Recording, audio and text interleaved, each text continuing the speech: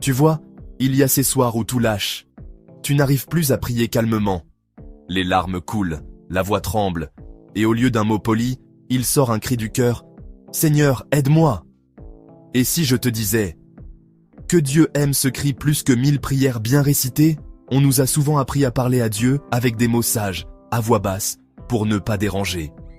Mais soyons honnêtes, qui n'a jamais eu envie de tout balancer, de vider son sac, même en criant? Je l'ai cru aussi, jusqu'au jour où j'ai compris que ce n'était pas un manque de respect, mais une preuve de confiance. Dans le psaume 142, David dit « Je répands ma plainte devant lui, je lui expose ma détresse ». Le mot hébreu utilisé signifie littéralement « déverser sans filtre ». Et dans psaume 34, verset 7, il est écrit « Quand un malheureux crie, l'Éternel entend, et il le sauve de toutes ses détresses ». Dieu ne recherche pas le volume parfait, mais la vérité de ton cœur. Et si ton cri n'était pas un signe de faiblesse, mais un acte de foi? Quand tu cries à Dieu, tu admets « Je ne peux pas tout porter, alors je te le donne ». C'est ça, l'intimité.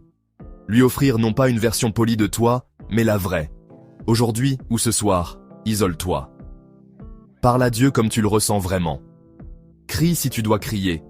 Pleure si tu dois pleurer. Écris si tu as besoin d'écrire. Mais surtout, sois vrai. Répète avec moi. Seigneur, voici mon cœur tel qu'il est. Voici mes cris, mes douleurs, mes peurs. Je crois que tu m'écoutes et que tu agis. Amen. Écris en commentaire. Seigneur, voici mon cri, si tu veux lui remettre ce que tu portes. Et partage cette vidéo pour rappeler à quelqu'un qu'il a le droit de tout dire à Dieu. Dieu n'est pas effrayé par ton cri. Il ne s'éloigne pas, il s'approche.